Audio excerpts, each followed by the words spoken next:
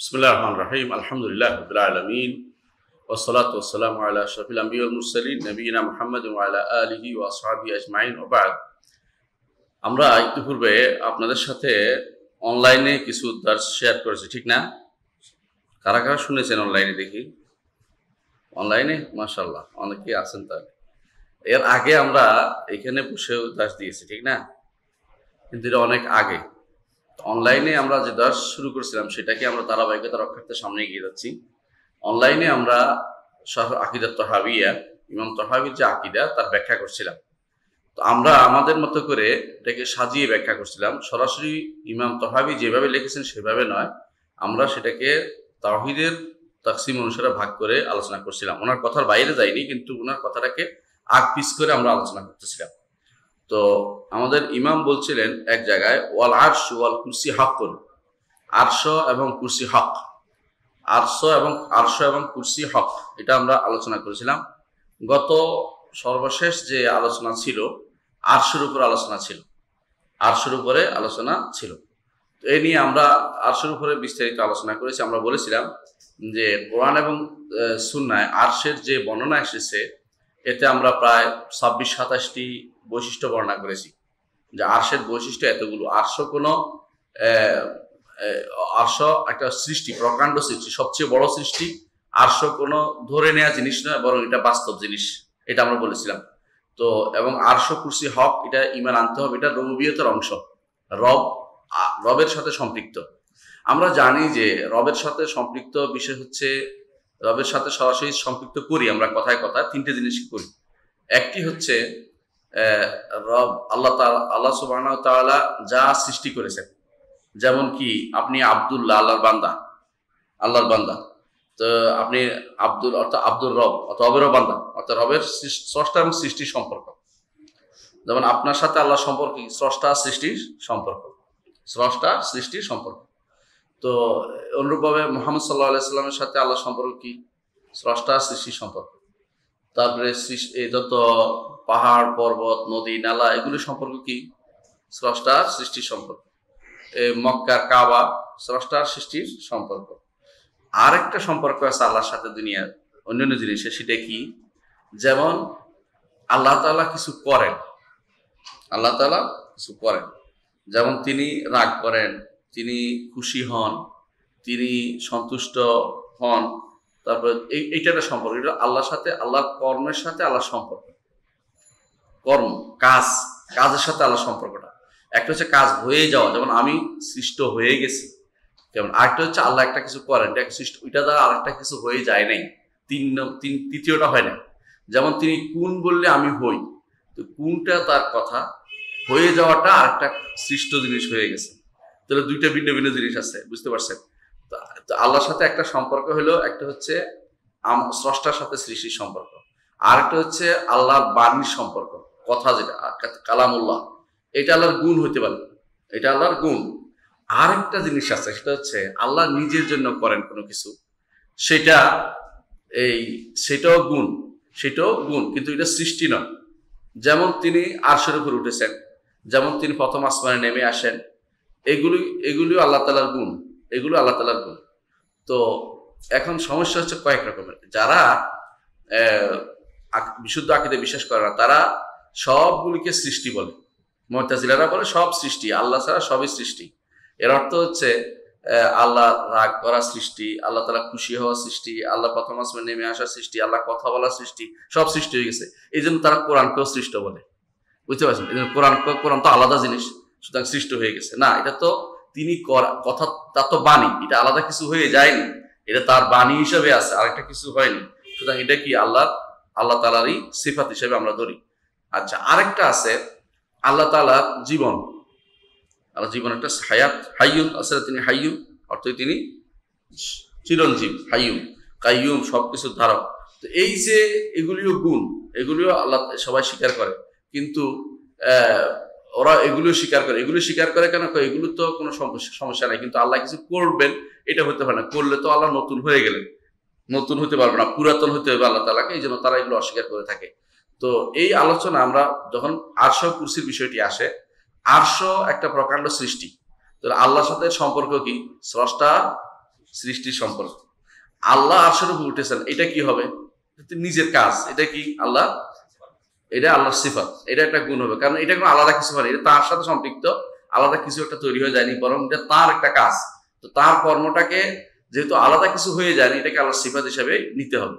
তো এই জায়গাতে এসে এই ভুলটা করে। তো এই জন্য আমরা রুবুবিয়তের সাথে সম্পৃক্ত হওয়ার কারণে বলি আরশ এবং কুরসি দুইটাই আল্লাহ তাআলার সৃষ্ট, দুইটাই আল্লাহ তাআলার সৃষ্ট, এবং আমরা বিশ্বাস করি যে আরশ এবং কুরসি হক, রুবুবিয়তের অংশ। রুবুবিয়ত কেন জানেন? কারণ আরশের কি আমরা ইবাদতে লাগে নাকি? ইবাদতে লাগে না। কুরসি কি ইবাদতে লাগে নাকি? লাগে না। যেটা কুরসি আমাদের ইবাদতে লাগে না, এটা আল্লাহ তাআলার রুবুবিয়তের অংশ। বুঝছেন? মানে ধরেন আল্লাহ তাআলা তিনি আমাদের সৃষ্টি করেছেন, জিন সৃষ্টি করেছেন, ফেরেশতা সৃষ্টি করেছেন, পাহাড় নদী নালা সব সৃষ্টি করেছেন। এগুলি রুবুবিয়ত, তার রুবুবিয়তের দাবি অনুসারে। ঠিক অনুসারে তিনি সৃষ্টি করেছেন আখিরাত হবে তার, এবং আখিরাত হিসাব নিকাশ করবেন, সব রুবুবিয়তের দাবি। আমি যেটা করি, আমি কি করি? তার ইবাদত করি, তার জন্য সেজদা করি, রুকু করি, এটা হচ্ছে উলুহিয়তের অংশ, ইবাদতের অংশ। এটা হচ্ছে ইবাদতের অংশ। তো যেগুলো তার সাথে সম্পৃক্ত, তিনি যেগুলো সৃষ্টি করেছেন, সেগুলোকে আল্লাহর রুবুবিয়তের অংশ হিসেবে উল্লেখ করতে হয়। সেই জন্য আমরা বলেছিলাম, আমরা আল্লাহর রুবুবিয়ত আলোচনা করতে গিয়ে বলেছিলাম যে তিনি রব হিসেবে তিনি সৃষ্টি করেছেন আরশ এবং কুরসি, এবং এটাকে হক হিসেবে বিশ্বাস করতে হবে। তো গত পর্বে আমরা উল্লেখ করেছিলাম যে আরশর বিষয়টা, আরশর কতগুলি বৈশিষ্ট্য আছে। গত পর্বে আপনারা শুনেছেন এটা বিস্তারিত, সবে 27টি বৈশিষ্ট্য বলেছিলাম, এবং সেখানে কুরসির কথাটি বলেছিলাম যে আগামী দার্সে ইনশাআল্লাহ আলোচনা করব, এবং কারা এর মধ্যে ভিন্ন মত পোষণ করে সেটাও আমরা আলোচনা করব। তো এখানে আমরা আগে ইমাম তাহাবির কথাটা শুনি, তিনি কি বলছেন? তিনি বলছেন ওয়াল আরশু ওয়াল কুরসিউ হাক্কুন, আরশ সত্য, কুরসিও সত্য। হক মানে কি? কখনো বলে জিনিসটা হক, হক অর্থ কি? হক দুটো অর্থ, একটা হচ্ছে আদলুন ফিল আহকাম, একটা হচ্ছে সিদকুন ফিল আখবার। যদি সেটা, যে কোনো কথা যদি সত্য হয়, যে কোনো ঘটনা যদি সত্য হয়, তো এটা হক হয়, এটা হক। বুঝছেন? আর যে কোনো বিধান যদি ইনসাফপূর্ণ হয়, সেটা হক। দুইটা জিনিস আছে পৃথিবীতে, একটা হচ্ছে ঘটনা, যেমন খবর। আকীদার বিষয়গুলি কি? সবই খবর। আল্লাহকে দেখিনি, আল্লাহ সম্পর্কে আল্লাহ জানিয়েছেন, তাই তো? হ্যাঁ। তারপরে আল্লাহ তাআলা বলছেন তিনি আরশের উপর করেছেন, তিনি প্রথম আসমানে নেমে আসেন, তিনি আমাদের তিনি ফেরেশতা তৈরি করে। ফেরেশতা দেখছি নাকি? দেখি নেই। যেগুলো এরকম না দেখে আমাদের তিনি সংবাদ দিয়েছেন, আমরা ঈমান আনি, সেগুলি হচ্ছে আখবার, আকীদা, এগুলি হক, এগুলি একটা হক। আরেকটা হচ্ছে যেমন আরশ কুরসি আমরা দেখছি নাকি? দেখি নাই, তাহলে এটা কি? হক। এগুলি হক, এগুলি হচ্ছে আখবার, আকীদার বিষয়। আবার আহকামের হক আছে, আহকামও হক আছে, মানে বিধিবিধানও হক আছে। বিধিবিধান কি? সালাত, যাকাত, সওম, হজ, এগুলো তো বিধিবিধান আমাদের করতে হয়, এগুলিও সত্য। অর্থাৎ আল্লাহ তাআলা এগুলি দিয়েছেন, ইনসাফপূর্ণভাবে দিয়েছেন, এগুলিও হক বলতে হয়। তো হক দুইটা জিনিসকে বলা হয়, আকীদার বিষয়ে হক আছে, আমলের বিষয়ে হক আছে। বুঝতে পারছেন? যখন হক বলা হয়, এটার অর্থ এটাই বিশ্বাস করতে হবে। যখন বলছি ওয়াল আরশ ওয়াল কুরসি হাক্কুন, এর অর্থ হচ্ছে আরশ এবং কুরসির ব্যাপারে আল্লাহ তাআলা যে সংবাদ দিয়েছেন এবং আল্লাহ রাসূল যে সংবাদ দিয়েছেন, তা অবশ্যই সত্য। এটাকে এটার উপর ঈমান আনতে হবে, এখানে কোনো সন্দেহ করা যাবে না। এটার সংবাদকে বিশ্বাস করে নেওয়া এবং সন্দেহ না করা। এরপরে ইমাম আবু জাফর তাহাবী রাহমাতুল্লাহ আলাইহি বলছেন ওয়াহুয়া মুস্তাগনিন আনিল আরশি ওয়া মা দুনাহু, ওয়াহুয়া মুস্তাগনিন আনিল আরশি ওয়া মা দুনাহু। আল্লাহ তাআলা আরশ থেকে অমুখাপেক্ষী, আরশের নিচে যা আছে এগুলি তো মুখাপেক্ষী নাই। একজন মানুষ হয়তো মনে হইতে পারে আরশ তো বিশাল সৃষ্টি, আল্লাহর মতো দরকার আছে আরশের? না, আল্লাহর কোনো আরশের দরকার লাগে না। আল্লাহ তাআলা আরশ সৃষ্টি করেছেন, কেন সৃষ্টি করেছেন এটা আপনি প্রশ্ন করেন না, কারণ লা ইউসআলু আম্মা ইয়াফআলু হুম ইউসআলুন। তিনি কি করবেন প্রশ্ন করার অধিকার আপনি রাখেন না, আপনি কি করবেন আল্লাহ প্রশ্ন করবেন, এটা হচ্ছে নিয়ম। এই জন্য তিনি আরশ সৃষ্টি করেছেন, তবে আরশ কখনো, আরশের প্রতি তার কোনো মুখাপেক্ষিতা নাই। কেউ যদি বলতে না পারে যে আরশের দরকার হয়েছে আল্লাহ তাআলা বসার জন্য, এটা তিনি বানাইছেন, এরকম কিছু না বলি। তিনি আরশ সৃষ্টি করেছেন এবং তিনি আরশের উপর উঠেছেন, তিনি বলেছেন, নাহলে আমরা এটাও বলতাম না। যেটা তিনি বলেছেন এটাই শুধুমাত্র আমরা বলি। তাহলে কি হচ্ছে? ওয়াহুয়া মুস্তাগনিন আনিল আরশি ওয়া মা দুনাহু, আরশ এবং এর নিচে যা আছে সবকিছু থেকে তিনি অমুখাপেক্ষী, সবকিছু তিনি অমুখাপেক্ষী। মুহীতুম বিকুল্লি শাইইন, সব কিছুকে তিনি ঘিরে আছেন, কিন্তু কোনো কিছু তাকে ঘিরে, কি দিয়ে ঘিরে আছেন? হাত দিয়ে ঘিরে না, ইলম দিয়ে, বিল ইলমি, সবকিছু। ওয়াসআ কুরসিয়ুস সামাওয়াত ওয়াল আরদ ওয়া লা ইউহিতুনা বিশাইইন মিন ইলমিহি ওয়া লা ইউহিতুনা বিশাইইন মিন ইলমিহি। তার ইলম, ইলমের আমরা কিছু আমরা কিছু তার ইলমকে আন্দাজ করতে পারি না, তার ইলম কত বেশ বিশাল, কিন্তু তিনি সবকিছু বিকুল্লি সেই মুহিত, সবকিছু তিনি তার ইলমের মাধ্যমে পরিবেষ্টন করে আসেন। এটা বিশ্বাস করতে পারে তার ইলম দিয়ে আমি আপনি কি করছি, কি করব, কি করেছিলাম, সবকিছু তার পরিবেষ্টন করে আসেন তিনি। আমি আপনি না, শুধু পৃথিবীর প্রত্যেকটি প্রাণী, এমনকি পিঁপড়া পর্যন্ত কি করতেছে, কি করবে এবং কি করেছিল, সবই আল্লাহ তাআলা তার ইলমের মধ্যে ঘিরে আসেন, কোনো কিছুই বাদ যায় না। লা ইয়াযুবু আন রাব্বিহি মিসকালা যাররাতিন ফিস সামাওয়াতি ওয়ালা ফিল আরদ। আসমান এবং জমিনে আমার রবের জানা থেকে এক জাররা পরিমাণ, জাররা অর্থ পিঁপড়া পরিমাণ, ছোট পিঁপড়াকে জাররা বলা হয়, যে অথবা জাররা এখন আরেক অর্থ করা হয় অ্যাটম পরিমাণ, অ্যাটম অণু পরিমাণ, অণু পরিমাণ জিনিসও আল্লাহ তাআলার জ্ঞান থেকে কোনো কিছু বাদ যায় না, বাদ যায় না, সবকিছু তিনি তার ঘিরে রেখেছেন। হয়তো বিকুল্লি শাইইন ওয়া ফাওকাহু, এবং তিনি ফাওকাহু অর্থ তিনি ফাওকাল আরশি, তিনি আরশের উপরে। অনেকেই আছে ইমাম আবু জাফর তাহাবী রাহমাতুল্লাহ আকীদা পড়ার জন্য ব্যস্ত হয়ে পড়ে, বলে যে কেন অমুকের কিতাব দেয়া হলো, আব্দুল্লাহ জাহাঙ্গীরের কিতাব কেন দেয়া হলো পড়ার জন্য, হ্যাঁ এই ইমাম তাহাবীর আকীদা দেওয়া হলো না কেন? ইমাম তাহাবীর আকীদা দিত, কিন্তু ব্যাখ্যা করবে কে? বলতো আপনি ভুল ব্যাখ্যা করবেন। কি করে? যারা যখন এখানে আসে মুহিতুম বিকুল্লি শাইইন, ওয়াটা বাদ দিয়ে দেয়, তখন বলে মুহিতুম বিকুল্লি শাইইন ফাওকাহু, তার উপরে যা আছে সবকিছু দিয়ে সবকিছু তিনি পরিবেশন করে আছেন। আল্লাহর উপরে কিছু আছে? নাউযুবিল্লাহ। মানে ওয়াটা বাদ দিয়ে ইচ্ছা করে আল্লাহতে সবকিছুর উপরে এটাকে অস্বীকার করার জন্য। অথচ ইমাম তাহাবী রাহমাতুল্লাহ স্পষ্ট বলে দিচ্ছেন যে তিনি সবকিছুকে তার ইলম দিয়ে পরিবেশন করে আছেন, ওয়া ফাওকাহু, এবং তিনি সবকিছুর উপরে আছেন। এটাই তো আমরা বলি, আমরা তো আর কিছু বলি নাই। ইমাম তাহাবীর আকীদাটাকে যদি কোনো ইচ্ছা করে অপব্যাখ্যা করার জন্য ওয়াও বাদ দিয়ে দেয়, ওয়াও বাদ দিয়ে দেয়, এবার ওয়া নাই, ওয়া নাই, দেখেন ওয়া আছে কিনা আমরা পড়ে দেখতে পারেন, যে কোনো বইতে কোনো ওয়া আছে, ইচ্ছা করে পড়ানোর সময় ওয়াটা বাদ দিয়ে দেয়, যেন আল্লাহ তাআলাকে সবকিছুর উপরে বলতে না হয়, যেমন আল্লাহ তাআলাকে তারা সবকিছু ভিতরে বলে। নাউযুবিল্লাহ। আশ্চর্য জিনিস হচ্ছে আল্লাহ তাআলা যে আরশের উপরে, এটা কিন্তু আগেকার সমস্ত ইমামরা বলতেন, এবং এই ব্যাপারে কোনো তাদের মতভেদ ছিল না, এবারে মতভেদ ছিল না। এই ব্যাপারে মতভেদ করেছিল জাহমিয়ারা শুধুমাত্র বলেছিল, এবং মুতাজিলারা বলেছিল। এরপরে আর এমনকি যারা এখন আশারি মাতুরিদি বলে যে দাবি করে, এদের ইমামরা এটা অস্বীকার করতো না। ঘটনা চক্রে ধীরে ধীরে এটা এমন অবস্থা পৌঁছে গেছে যে কোনো আকীদা পরিবর্তন হয়ে যাওয়া, এরাও আবার ঘুরে ফিরে জাহমিয়াদের আকীদা নিয়ে নিছে যে আল্লাহ সব জায়গাতে। আবার এরা সব জায়গাতে বলে কারা? দুই গোষ্ঠী আছে, যারা জাহমিয়ারা দুই ভাগে বিভক্ত। একদল যারা কালাম শাস্ত্র বিদ্যারা আক্রান্ত, কালাম শাস্ত্র পড়ছে, ওরা বলে যে লা খারিজাল আলাম ওয়ালা দাখিলা, আল্লাহ কিছু ভিতরেও নাই বাইরেও নাই। আচ্ছা, যে জিনিস কোথাও নাই, ভিতরে বাহিরে নাই, এটা কি আছে? বুঝছেন কথাটা? এতে করে মূলত আল্লাহকে অস্বীকার করে বসে। এরা কারা? এরা হচ্ছে কালাম শাস্ত্রবিদ্যা, যারা এদের মধ্যে আশারি মাতুরিদির মধ্যে কালাম শাস্ত্রবিদ্যা, আর তাদের মধ্যে যারা সুফি যারা মানে যারা সুফিবাদী বিশ্বাসী, ওরা বলে সব জায়গাতে। মানে কেন? ওরা চিন্তা ভাবনা করে যে আল্লাহ, ও তো ইবাদত করে সুফিরা, তো ইবাদত করতে গেলে তখন চিন্তা ভাবনা করছে বাইরেও নাই ভিতরে নাই, তো নাই হয়ে গেছে। তো সঙ্গে সঙ্গে বলছে না আল্লাহ সব জায়গাতে আছে। কিন্তু যদি একটু কোরআন সুন্নাহর দিকে তাকাতে, তাহলে বলতে পারতো না আল্লাহ সব জায়গাতে না, আল্লাহ কোথায়? তিনি আরশের উপরে। সহজে যেতে পারতো, সহজে না যাই। এখন এই দুই গ্রুপ আছে, এই জন্য জাহমিয়ারা দুই ভাগে বিভক্ত, জাহমিয়া মুতাকাল্লিমা, জাহমিয়া সুফিয়া।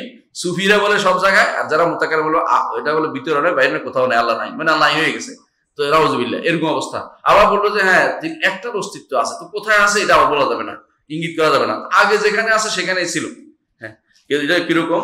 যদি আপনি বলেন যে তিনি আল্লাহ আছেন, তবে যেরকম তেরকম, তাহলে কিছুই হলো না। মানে যে আপনি তো আছেন, আবার অস্বীকার করতেছেন যে লা দাখিলাল আলাম ওয়ালা খারিজাল, সৃষ্টির ভিতরেও না সৃষ্টির বাইরেও না, তো এখন কোথায়? তাহলে নাই, হয়ে গেল। কিন্তু এটা অস্বীকার মুখে বলবে না, এরা বলবে না আছে, তবে যেভাবে আছেন সেভাবে আছেন, আমরা এই সম্পর্কে জানি না। কোরআন এবং হাদিস কিন্তু স্পষ্ট বলে দিচ্ছে আল্লাহ কোথায় আছেন। আমরা ওই দিন আপনাদেরকে জানিয়েছি 25টা বলেছি, আমরা এর সম্পর্কে বৈশিষ্ট্য বলেছি, যে আরশের বৈশিষ্ট্য আমরা উল্লেখ করেছিলাম। তো তাহলে দেখা যাচ্ছে যে এই জায়গাতে এসে ওরা কিন্তু নিজেরাই ধরা খাবে যে আল্লাহ তাআলা তিনি আরশের উপরে। এটা ইমাম তাহাবী স্পষ্ট স্বীকৃতি দিচ্ছেন। তিনি কি বলছেন? মুহিতুম বিকুল্লি শাইইন, সব কিছুকে তিনি ঘিরে আছেন। ওয়া ফাওকাহু, ফাওকা কুল্লি শাই, তিনি সবকিছুর উপরে তিনি। আর যদি বলে আরশ বলেন, তাহলে আরশের উপরে তিনি, সেটাও তিনি বলছেন। আরশ তো একটা শাই, আরশের উপরে তিনি, এতে কোনো সন্দেহ নাই। ওয়াকাদ আজাজা আনিল ইহাতাতি খালকুহু, তার সৃষ্টি কেউ তাকে কখনো পরিবেশন করতে পারে না। এটা তিনি কোরআনে নিজে বলে দিয়েছেন, ওরা ইউহিতুনা বিশাইইন মিন খালকিহি, তারা আল্লাহর কোনো কিছু নিয়ে আল্লাহ তারা কোনো পরিবেশন করতে পারে না। আমরা কিসে পরিবেশন করবো? আমরা নিজেরা তো এই পৃথিবীটা এখন এত কিছু আসছে, পৃথিবী, তাই না, বর্তমান আমাদের জমিটা, এইটাতে অনেক কিছু আমরা খুঁজে বের করতে পারি না। এর মধ্যে একটা বড় জিনিস কি বের করতে পারি না? ইয়াজুজ মাজুজ কোথায় আটকে আছে। অনেকে বলে যে যদি থাকে তাহলে পাই না কেন? পাইলে তো কিয়ামত হয়ে যাবে রে ভাই। আল্লাহ তো আটকে রাখছে এই জন্য আপনি যেন না পান। আপনি যেদিন পাবেন সেদিন তো কিয়ামত হয়ে যাবে, কারণ বের হয়ে যাবে এগুলি যদি বের করতে পারেন। এর আগে এগুলি বের আল্লাহ তাআলা আপনার রহমত দয়া করে আপনাকে খুঁজে দিচ্ছে না। আপনি এখন বেশি মনে করতেছেন যে অমুক দেশের লোকেরা, ইউরোপ আমেরিকা আল্লাহ তো বিশাল কি অনেক আগে গেছে কিসে, এই প্রযুক্তিতে, এত প্রযুক্তি, এত কিছু সূক্ষ্ম বের করছে, খুঁজে পায় না কেন? খুঁজে অনেক কিছুই তো পায়। অনেক কিছু মানুষ দেখেন অনেক বাইরে দুনিয়া খুঁজে আসছে, পরে দেখতে পকেটের মধ্যে আছে, দেখতে পায় না। অনেক কিছু মানুষ এরকম করে যে কি হয়েছে, খুঁজতেছে দুনিয়া খুঁজে, পরে দেখতে পকেটে। তো এরকম হয়। তো সুতরাং আপনি যদি কোনো আরশ কুরসি আর ইয়াজুজ মাজুজ না পান, এর অর্থ নাই এটা, তা না, এটা না এটা, এর অর্থ এটা না। তো এই জন্য আর এখানে যেটা বলা হচ্ছে যে আল্লাহ তাআলার এই যে সৃষ্টি জগৎ পুরোটা এহাতা করার ক্ষমতা আমাদের কারোই নেই। সৃষ্টি জগৎ তো ক্ষমতা দূরের কথা, আমরা এই পৃথিবীর অনেক জায়গায় আমরা এখন যাইতে পারিনি। যদি আপনি বিমানে উঠেন দেখবেন যে পৃথিবীর প্রায়, আমার মনে হয় না, শতকরা 20% মানুষ আবাদি জমি আছে।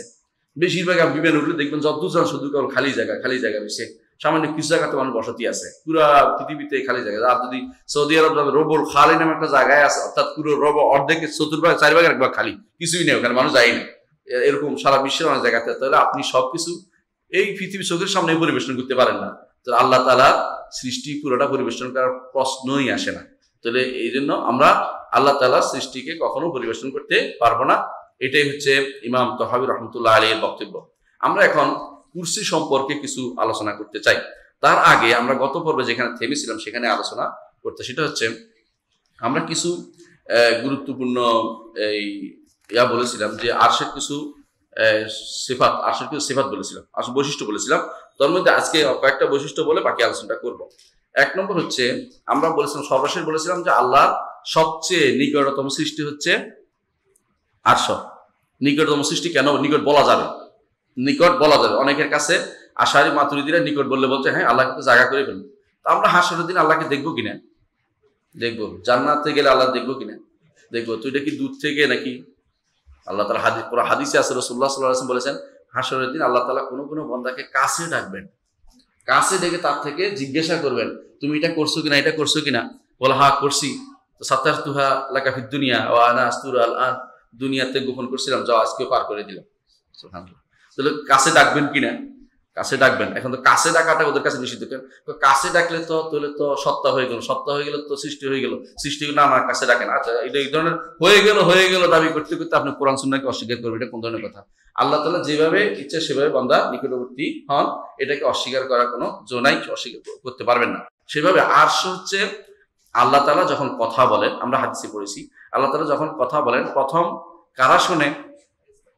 নিঃসন্দেহে তার কারা শুনে? আরশ বহনকারীরা। ইসরাফিল আরশ বহনকারী একজন ফেরেশতা। আপনারা জানেন সেটা। এবং তিনি আরশের দিকে তাক করে আছেন, মুখে সিংহা নিয়ে। কি জন্য? কখন ফু নির্দেশ দিবে তখন ফু দিয়ে দিবেন। এটা এই জন্য রাসূলুল্লাহ সাল্লাল্লাহু আলাইহি ওয়াসাল্লাম বলেছেন, একজন সাহাবী জিজ্ঞাসা করলেন যে ইয়া রাসূলুল্লাহ আপনি দেখি খুব আনন্দ অনুভব করছেন না। কিভাবে আনন্দ অনুভব করবো? ইসরাফিল মুখে সিংহা নিয়ে বসে আছে, আকাশের দিকে তাকিয়ে আছে উপরের দিকে, যে কখন আল্লাহ নির্দেশ দিবে সঙ্গে সঙ্গে ফু দিয়ে দিবে আর আমি আনন্দ অনুভব করবো। মানে এটা রাসূলুল্লাহ সাল্লাল্লাহু আলাইহি ওয়াসাল্লাম আল্লাহকে ভয় করে, যে বেশি আল্লাহকে বেশি জানে সে আল্লাহকে বেশি ভয় করে, এটারই প্রমাণ।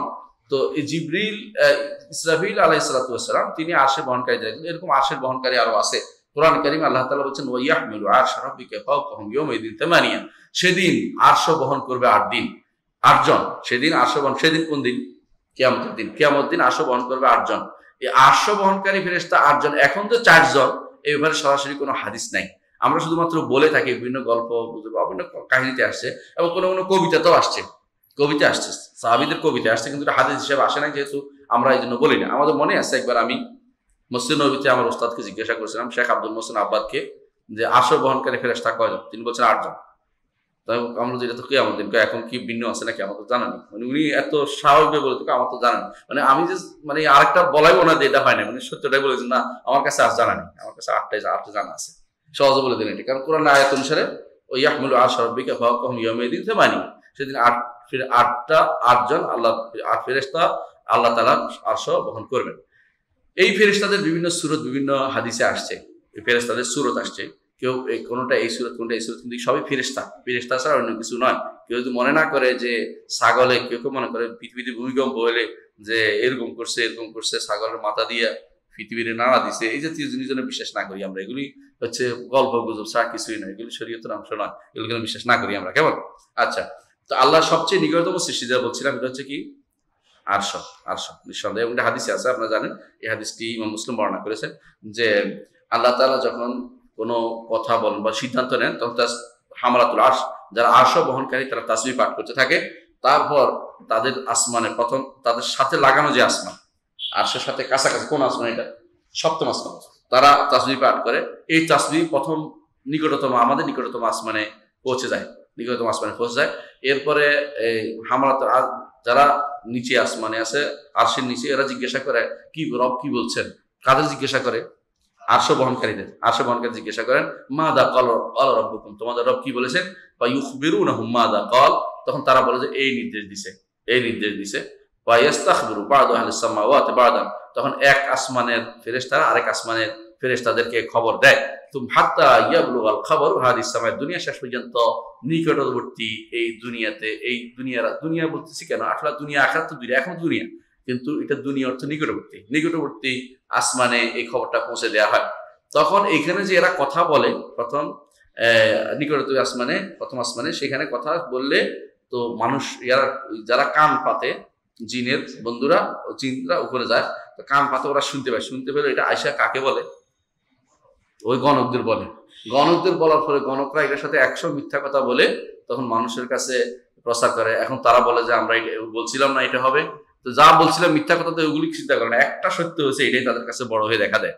এটা রাসূলুল্লাহ সাল্লাল্লাহু আলাইহি ওয়াসাল্লাম উল্লেখ করেছেন সহিহ মুসলিমের 2229 নম্বর হাদিস। সহিহ না, দেখছেন তো আল্লাহ তাআলা নিকটবর্তী ফেরেশতা ইয়ার জায়গা কারা? তার আরশ হচ্ছে সবচেয়ে নিকটবর্তী সৃষ্টি, এবং তার বহনকারীরা হচ্ছে সবচেয়ে কাছে। এদেরকে কুরুবিয়ন, তাদেরকে কোনো কোনো বর্ণায় আসছে কুরুবিয়ন, তবে সরাসরি কোনো হাদিসের নসে কুরুবিয়ন শব্দটি পাইনি। আমরা কুরুবিয়ন নামে এদেরকে বলা হয়, এদেরকে নিকটবর্তী হিসাবে। আচ্ছা, 27 নম্বর বৈশিষ্ট্য হচ্ছে আরশে, সেটা হচ্ছে কিয়ামতের দিন আসমান ও জমিন ভাঁজ করে আল্লাহ তাআলা হাতের উপর রাখবেন, কিন্তু আরশ ও কুরসি ভাঁজ হবে না। আরশ ও কুরসি ভাঁজ হবে না কেন? আয়াতটার মধ্যে বোঝা যায়। আয়াতটা কি? আল্লাহ তাআলা বলছেন সূরা হাক্কার 14 থেকে 17 নম্বর আয়াত, আল্লাহ তাআলা বলছেন ওয়া হুমিলাতিল আরদু ওয়াল জিবালু ফাদুক্কাতা দাক্কাতান ওয়াহিদা, আর পাহাড় এবং জমিন দুইটাকে আল্লাহ তাআলা বহন করে একটা চূর্ণ বিচূর্ণ করবেন, একটার সাথে লাগিয়ে দিয়ে। ওয়া ইয়াউমাইযিন ওয়াকাআতিল ওয়াকিআ, সেদিন সবকিছু ঘটনা ঘটে যাবে।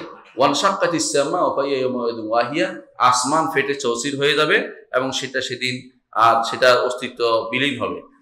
ওয়াল মালাকু আলা আরজাইহা, ফেরেশতারা চারদিকে ঘিরে থাকবেন, মানুষ যেন পালাইতে না পারে। হাসরের মাঠে চারদিক থেকে পালাইতে পারবেন না কেউ। কিন্তু কি বলছে? ওয়া ইয়াহমিলু আরশা রাব্বিকা ফাওকাহুম ইয়াওমাইযিন সামানিয়া, আরশ এবং কুরসি এগুলো ভাঁজ হবে না, এগুলো আল্লাহর হাতের ভিতরে, মুঠির ভিতরে রাখবে না, কিন্তু আসমানকে মুঠির ভিতরে রাখবে বলছেন। এই জন্য আসমানের উপরে যেহেতু আরশ কুরসি, সেটা মুঠির ভিতরে, সেটাকে আল্লাহ তাআলা ভাঁজ করবে না, যেটাকে আল্লাহ তাআলা বলছেন ইয়াওমা নাতুইস সামাআ কাতাইয়িস সিজিলিল কুতুব। আমি আমার বই দেখানোর জন্য বলছি, আল্লাহ দেখানোর জন্য না, এটা মনে রাখেন। অর্থাৎ যেভাবে ভাঁজ করে বইয়ের উপর বই রাখে, আল্লাহ বলছে একটার উপর একটা কাগজ রাখে, এবার আল্লাহ তাআলা আসমানকে একটার উপর একটা রাখবেন সেদিন। আসমানকে ইয়াওমা নাতুইস সামাআ কাতাইয়িস সিজিলিল কুতুব কামা বাদানা আউওয়ালা খালকিন নুঈদু, যেভাবে সৃষ্টি করেছেন আগে দ্বিতীয়বার আবার সে জমিনকে সৃষ্টি করবেন, আসমানকে আবার সৃষ্টি করবেন নতুন করে, সবই ধ্বংস হয়ে যাবে, কিন্তু 8টি জিনিসকে বলা হয় ধ্বংস হবে না। 8টি জিনিস, 8টি জিনিসের মধ্যে আছে কি? জান্নাত, জাহান্নাম, তারপরে আরশ, কুরসি, তারপরে আজাবুদ্দাম, মানুষের যে অস্তিত্বের গোড়া একটা থাকে মানুষের পিছনে, সেটাকে বলা হয়, ওইটাকে আজাবুজ্জাম বলা হয়েছে, এটাও ধ্বংস হবে না। আর কি? জান্নাত জাহান্নামের নেয়ামত সমূহ ধ্বংস হবে না, নেয়ামত সমূহ ধ্বংস হবে না, যেগুলো উপর আছে এগুলো ধ্বংস হবে না। এগুলো মিলে 8টা জিনিসকে বলা হয়। তবু 8টা জিনিস কোনো হাদিসে আসে না, এগুলো মানুষ ইজতিহাদ করে বের করেছে। এবং ইজতিহাদ করাটা শুদ্ধ, ভুল নয়। একটি জিনিস যেগুলো অর্থাৎ আল্লাহ তাআলার সাথে সম্পৃক্ত, যেগুলো আসমানেও নাই জমিনেও নাই, আসমানে নাই, আসমানের উপরে, আসমানেও নাই, আসমানের উপরে যেগুলো সেগুলো শুধুমাত্র অবশিষ্ট থাকবে। আসমান এবং জমিনে সবই ধ্বংস হয়ে যাবে। এই জন্য কোরআনে কারিমে আল্লাহ তাআলা আসমান জমিন সব ধ্বংস হয়ে বলেছেন, আর এইগুলিকে আল্লাহ তাআলা ধ্বংস করবেন বলেননি। তো এখানে দেখা যাচ্ছে জমিনকে ভাঁজ করা, কিন্তু আসমান আরশ জমিন আরশ কুরসিকে ভাঁজ করার কথা তিনি বলেন নাই। আরেকটি বৈশিষ্ট্য হচ্ছে আরশ ধ্বংস হবে না, যেটা আমরা একটু আগে বলেছি, আরশ ধ্বংস হবে না, আরশ ধ্বংস হবে না। তো এখান থেকে আরশের আরেকটা বৈশিষ্ট্য হচ্ছে এখান থেকে জান্নাতের নহর সমূহ প্রবাহিত হবে। জান্নাতের নহর আছে না, ফিহা আনহার, 4 রকমের নহরের কথা কোরআন হাদিসে বলেছে। নহর সমূহ কোথেকে প্রবাহিত হবে? আরশের নিচ থেকে, আরশের নিচ থেকে, আরশের নিচ থেকে প্রবাহিত হয়ে প্রথম আরশের কাছে যেই জান্নাতটি, সেটা কি নাম? ফেরদাউস। সবচেয়ে মাঝখানে যে সম্মানিত জান্নাতটা, সেটার নাম কি? ফেরদাউস। সেটা আরশের সবচেয়ে কাছে। এই জন্য আল্লাহর কাছে চাইতে, রাসূলুল্লাহ সাল্লাল্লাহু আলাইহি ওয়াসাল্লাম বলেছে, আল্লাহর কাছে তোমরা যখন চাইবে ফেরদাউস চাইবে, কারণ সবচেয়ে নিকটবর্তী এবং সবচেয়ে মাঝখানের আরশ, আল্লাহ সবচেয়ে নিকটবর্তী এবং মাঝখানের জান্নাত, এটা চাইতে বলেছে আমাদেরকে। তো সেটা আমরা ইনশাআল্লাহ আল্লাহর কাছে চাইব। আরশের ব্যাপারে কিছু মানুষের বিভ্রান্তি আছে। এই বিভ্রান্তিগুলো উল্লেখ করলে আপনারা বুঝবেন যে এটা কি জিনিস। যারা দার্শনিক আছে না, বা কালাম শাস্ত্রবিদ, এদের অধিকাংশ আরশ বলতে কিছু বিশ্বাস করে না।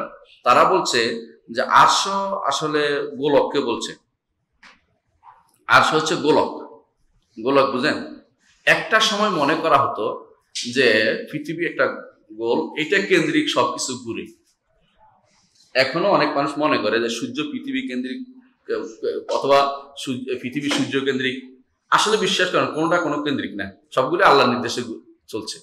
আপনি যে মনে করতেছেন যে এই যে মজমুয়া শামসিয়া বলে আমাদের এটাকে, বা এই সূর্য একটা নক্ষত্র, তার সাথে জড়িত কিছু, আমরা হচ্ছে একটা নক্ষত্রের সাথে কিছু এই কি বলে গ্রহ, উপগ্রহ, এগুলো সূর্যের সাথে সম্পৃক্ত। এরকম সৌরজগতে লাখ লাখ সূর্য আছে, এগুলির সাথে আবার এরকম গ্রহ উপগ্রহ লাখ লাখ আছে। তো আমাদের একটা, এতগুলির মধ্যে আমরা একটা গ্রহ, বুঝছেন? প্রত্যেকটা আল্লাহ তাআলা চালাচ্ছে। আপনি যে মনে করতেছেন, এত বছর মনে করতো কি যে পৃথিবীর সাথে সম্পৃক্ত অন্যান্য যেগুলো আছে, এগুলো এরকম পৃথিবীর সাথে এই উৎপাদক বাধা, সূর্য পৃথিবীর এরকম অষ্টম গোলার্ধে সূর্যের মাথা লাগানো আছে, সূর্যকে কেউ টেনে নিয়ে যাচ্ছে, এরকম মনে করা হতো। এই জন্য তারা এটাকে মনে করতো, এই যে বলতো যে আরশ আর কিছু না, অষ্টম গোলার্ধ হচ্ছে আরশ, অথবা নবম গোলার্ধ হচ্ছে আরশ। গোলার্ধই নেই আসলে, তুমি গোলার্ধের ধারণাটাই ভুল। এখন মনে হচ্ছে, আগেকার দিন এটা মনে বিশাল কিছু মনে করতো যে গ্রিক দর্শনে গোলার্ধের ধারণা দিচ্ছে, এটা শুদ্ধ। এখন মানুষ পাগল হয়ে গেছে, এগুলি একেবারে বস্তা ফসা জিনিস, অথচ এগুলো অনেকে পড়াচ্ছে এখন। এগুলি গোলার্ধের ধারণা, এগুলো ভুল, কোনো গোলার্ধের ধারণা নেই। আমাদের এই গ্রহটা একটার সাথে সম্পৃক্ত, অন্যগুলি সূর্য, এরকম সূর্যের অধীনে বহু গ্রহ আছে। সূর্য আমার পৃথিবীর সাথে তাল মিলে আল্লাহ হুকুমে চলতেছে। ওই পৃথিবী আর সূর্যের মধ্যে একটা একটার সাথে কোনো আকল নাই, ওরও কোনো আকল নাই। আল্লাহ যেটাকে যেভাবে চালাচ্ছে সেভাবে চলতেছে, এইটা হলো কথা। এটাকে তারা যে ভুল বলতো, আরশ মানত না। আপনি দেখেন যত সৃষ্টি আছে, সমস্ত সৃষ্টি, আর সৃষ্টিতেও শুধু এই আমার সূর্য নামক নক্ষত্রের সাথে সম্পৃক্ত এটা না, বরং যত লক্ষ লক্ষ কোটি কোটি সৃষ্টি আছে, বড় বড় গ্রহ নক্ষত্র যত আছে, এখন তো এগুলিকে আলাদা আলাদা মানুষ বলে বিশাল হিসাব করে আবিষ্কার করে ফেলছে। তো এগুলি সবগুলি কিন্তু নিচের, আসমানের নিচে, আসমান থেকে উঠতে পারে নাই। আসমান এবং জমিনের মাঝখানে কিছু, মাঝখানে কিছু জমিন আছে, আসমানের জমিনের মাঝখানে জমিনগুলো এবং আসমানের মাঝখানে এগুলো আছে। এইগুলি মানুষ আবিষ্কার করছে। আসমান আছে এর উপরে, আসমানের উপরে দ্বিতীয় আসমান, এভাবে সপ্তম আসমান, এর উপরে যখন পৃথিবী, আপনি কুরসি ধরবেন, এর মধ্যে আরশ ধরেন, সেটা কত বড় আপনি হিসাব করতে পারবেন না। সুবহানাল্লাহ, সুবহানাল্লাহ বিহামদি। তাহলে এই মানুষগুলো যারা বুঝতে পারেনি, আল্লাহ তাআলা যেন কোরআনে কারীম বলেছেন, বাল কাযযাবু বিমা লাম ইউহিতু বিইলমিহি, যেই জিনিসটা তাদের জ্ঞানে ধরে না, এই জিনিসটা তারা অস্বীকার করে। বুঝছেন না? এদেরকে আপনি যদি এগুলি বলেন, এর উপরে আর কিছু থাকতে পারে নাকি, মানে তারা যেটা জানছে এটাই তাদের কাছে সর্বোচ্চ। হ্যাঁ, বাঁকা হয়ে একবাটা বসে আছে না, কোন দেশে জানি, উঠতে পারে না, চলতে পারে না, বিভিন্ন রকম কথা বলে, শেষ পর্যন্ত নাস্তিক্যবাদ প্রচার করে। আর যাই হোক, তো এই লোকটি, সে তারা জিজ্ঞাসা করা হয়েছে, আমি মানে যেটা তার ব্রেনে ধরছে এইটাই তো অস্তিত্বই দেখছি, আর কিছু দেখতে চাই না। কিন্তু অস্তিত্ব দিলেও কে, এটা তার মাথায় আসে না কোনোদিন, এটা আসবে না। তার আল্লাহ তাআলা তখন হেদায়েত নসিব না দিবে, কেউ ওদিকে চিন্তা করবে না। যাই হোক, তো এই যেহেতু নাস্তিকবাদ যদি মারা গিয়ে থাকে, অবশ্যই যেখানে যাওয়ার সেখানে চলে গেছে, আমরা এ নিয়ে আলোচনা করতে চাচ্ছি না। তো মূল কথা হচ্ছে যে এরা যতটুকু আছে এতটুকুর মধ্যেই সীমাবদ্ধ, এর উপর উঠতে চিন্তা করে না। এই জন্য তারা বলে যে আরশ কুরসি বলে কিছু নাই, আরশ কুরসি গোলার্ধকে বলা হবে। তাদের নিকট তখন গোলার্ধ ছিল। তো দার্শনিকদের এই গোলার্ধ একটা হাস্যকর কথা, এটা হাস্যকর কথা। কারণ তাদের নিকট গোলার্ধ, যে গোলার্ধ আছে গোলার্ধের মধ্যে কোনো ফাঁক নাই, যেহেতু এগুলি দিয়ে একটা বেষ্টনী দিয়ে রাখছে আমাদেরকে। কিন্তু এটা তো আসলে আপনার কথার কথা, যেটা ফাঁক নাই, কিন্তু এটা আসলে কি, এই গোলার্ধের অস্তিত্বই তো আসলে নাই। এটা এমন কোনো গোলার্ধ বলে কোনো কিছু নাই, এটা একটা বিশাল জিনিস, এটাকে আর সেটা আরশের সাথে এটার কোনো সম্পর্ক নাই। আপনারা যেটা মনে করছেন এমন কিছু নাই। এই জন্য যারা গোলক বলছে এটা ভুল বলছে। গ্রিক দার্শনরা সাধারণত এটা সবসময় বলতো যে আরশ বলতে, যখন বলতো ওরা আরশ বলতে কিছু চিন্তাও করে নাই। যখন গ্রিক দর্শনটা মুসলিম কি বলে এটাকে, মুসলিমরা এটাকে অনুবাদ করলো, এটাকে বলে যেমন ইসলামাইজেশন করলো গ্রিক দর্শন, হ্যাঁ, ইসলামাইজেশন না করে কি বলবো, কালামাইজেশন করলো, মানে কালাম শাস্ত্রবিদ্যা করলো। মুসলিমরা এটা এরকম করে নাই। তখন কি করছে তারা, এরা কি করছে, অষ্টম গোলার্ধ বানাইছে আরশরে, অথবা নবম গোলার্ধ বানাইছে আরশরে, অষ্টম গোলার্ধ বানাইছে আরশরে, নবম গোলার্ধ বানাইছে কুরসি, এরা এটা বানাইছে। আর ফেরেশতা আছে না জিবরিল, ওটাকে বানাইছে যে এটা হচ্ছে আকলুল ফাআল, এটাই সবকিছু করছে। নাউজুবিল্লাহ, নিজেরা মন মতো করে সাজাই নিছে, সাজাই নিয়ে আমি বলতেছে এইটা হচ্ছে দর্শন তত্ত্ব। এই অ্যারিস্টটল বা ওরা এগুলি জীবনে মাথায় আনে না, ওদের মাথার ভিতরে ওরা আসলে নাস্তিকে ছিল। ওরা অ্যারিস্টটল কোনোদিনই সে স্রষ্টা বিশ্বাসী ছিল না। তার গুরু যে ছিল প্লেটো, এবং তাদের গুরু ছিল সক্রেটিস, ওরা নাস্তিক ছিল না, ওরা কিছুটা ছিল, তবে মুশরিক ছিল, শিরিক করতো, কিন্তু নাস্তিক ছিল না। কিন্তু অ্যারিস্টটল পুরাই নাস্তিক ছিল। তো অথচ অ্যারিস্টটলে নাস্তিক্যবাদটা অনুবাদ করে কারা আনছে জানেন? আনছে ফারাবি, ইবনে সিনা, কিন্দি, এগুলি আনছে, আইনে অনুবাদ করছে। অনুবাদ করে নাম দিছে শেফা। শেফা তো নয়, শেফার তো আরোগ্য, শেফা তো নয়, এটা রোগ, মানে শেফা নাম দিছে, বইয়ের নাম দিছে। এটা যদি পড়ে অসুখ হয়ে মরে মানুষ, মানে তার ইমান চলে যাবে। ইমান তার কোরআন শেফার বিরুদ্ধে তার বই, তা কোরআন হচ্ছে শেফা, আর এটা হচ্ছে রোগ, এটা বলতে হবে। এটা হচ্ছে রোগ মানে মরদ, কিতাবুল মরদ বলা উদ্দেশ্য উচিত। এইটা অনুবাদ করে দিয়া এরা কি করছে, এখন দর্শনের সাথে শরীয়ত মিলাইতে গেছে। এমনকি ইবনে রুশদ এই কামটা করছে, দর্শনের সাথে শরীয়ত মিলাইতে যাইয়া দর্শন এটা বলে, শরীয়ত এটা বলে। সুতরাং এখন কিছু মানুষ না বিগ ব্যাংকে নিয়ে, হ্যাঁ আওয়াজ বন্ধ করেন, কিছু মানুষ আছে না বিগ ব্যাংকে নিয়ে, বিগ ব্যাং একটা বেরোছে না, আমরা কি বিগ ব্যাং বিশ্বাস স্বীকার করি নাকি? আমাদের কাছে বিগ ব্যাং বলতে কিছু নেই, ভুয়া কথা বলি।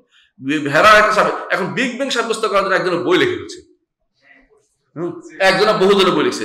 কি বলছে? বিগ ব্যাং হচ্ছে আল্লাহ তাআলা বলছে আওয়ালাম ইয়ারাউ আন্নাস সামাওয়াতু ওয়াল আরদু কানাতা রাতকান ফাফাতাকনাহুমা, তারা কি দেখে না যে আসমান জমিন একসাথে ছিল, আমি এটাকে আলাদা করেছি। এটার সাথে বিগ ব্যাং কি সম্পর্ক হলো? বিগ ব্যাং মানে বড় বিশাল বিস্ফোরণ, বিশাল বিস্ফোরণ লাগে না, এমনি তো আল্লাহ আলাদা করতে পারেন, অর্ডার দিলে তো হয়, কোন ফে এখন। তো তুমি বিগ ব্যাং পাইলে কই? এরা যখনই এটা পাইছে খুশি হয়ে গেছে, এটা মিলাই দিতে হবে। কিছু মানুষ সবসময় বসে থাকে, কি করে, যখনই কোনো একটা বিজ্ঞানের কিছু একটা আসে তাড়াতাড়ি করে এটা সত্য কি মিথ্যা জানবে না, এটা ফরদিয়া ধরে নেওয়া জিনিস, এটা এখন সত্য প্রমাণিত হয় না, তারপরে এটা এনে কোরআন এবং হাদিসের নসকে, ভাষ্যকে পরিবর্তন করে ওটার সাথে মিলানোর জন্য বসে থাকে। তোমার এত দায়িত্ব দিচ্ছে কি? ওরা পরিবর্তন করতে করতে একসময় এটা বলবে, একসময় এটা বলবো, পরে দেখবে যে এটাও না, এটাও না। একসময় কি বলতো, সূর্য ঘুরে পৃথিবী স্থির, তাই না? এরপরে কি বললো, না পৃথিবী ঘুরে সূর্য স্থির। এরপরে বললো কি, সূর্য ঘুরে পৃথিবীও ঘুরে। এর আসলে সবাই ঘুরে না, সবাই তার কক্ষপথে চলে, এটা হলো সোজা কথা।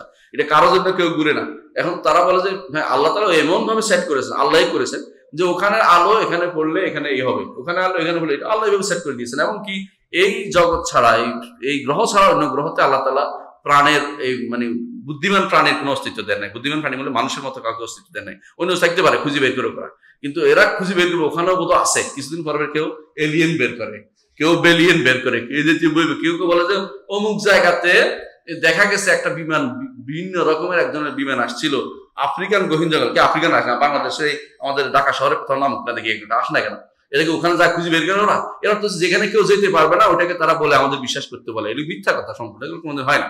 এরকম কিছু কোথাও এরকম কোনো বিমানও তৈরি হয় না, কোনো মানুষও নাই কোথাও অন্য কোনো গ্রহে। ওখানে থাকলে অন্য প্রাণী আল্লাহ তাআলা কত প্রাণী আছে তার হিসাবে থাকতে পারে এগুলি, কিন্তু ওগুলি দ্বারা আরো বেশি বুদ্ধিমান এরা বসে রয়েছে, এই চিন্তা ভাবনা করে আমাদেরকে ইমান হারা করার জন্য বুদ্ধি করতেছে কেউ, এগুলো বিশ্বাস করা যাবে না, এটা সোজা কথা এটাই।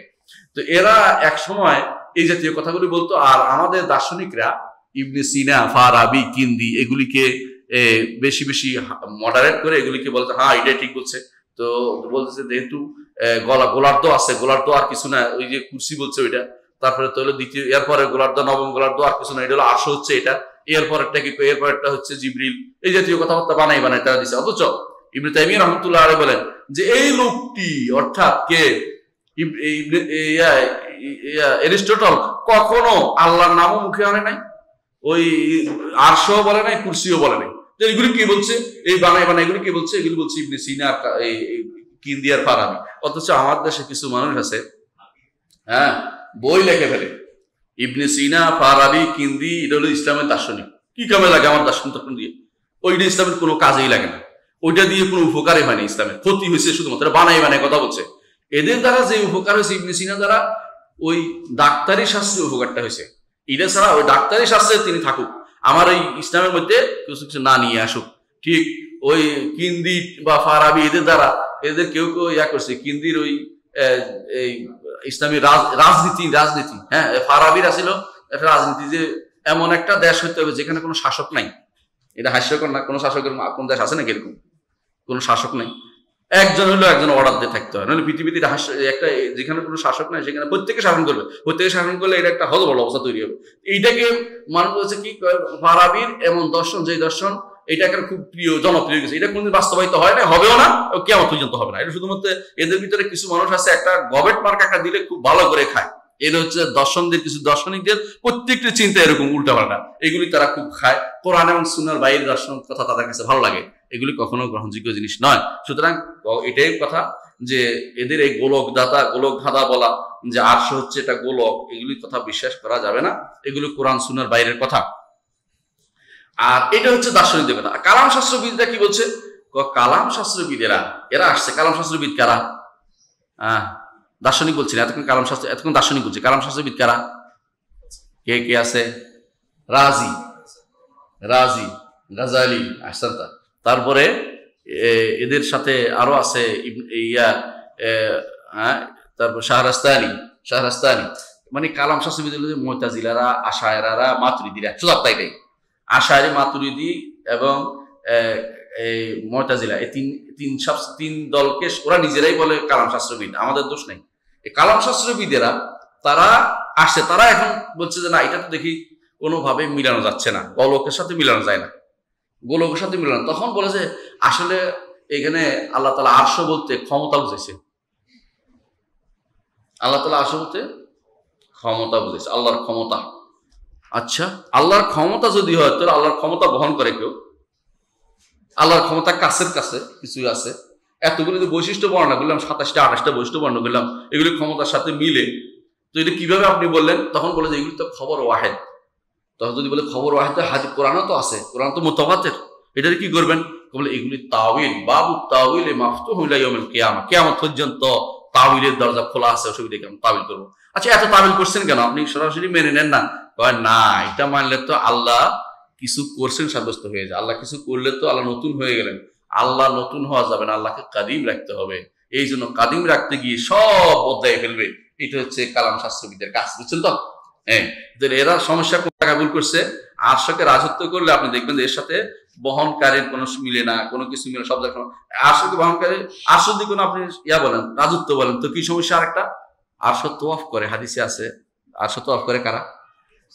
ফেরেশতারা তোয়াফ করে। ফেরেশতারা আল্লাহর কাছে দাঁড়ায় কিভাবে? আমরা যেভাবে সালাতে দাঁড়াই, হাদিসে আসছে, সেভাবে আসছে।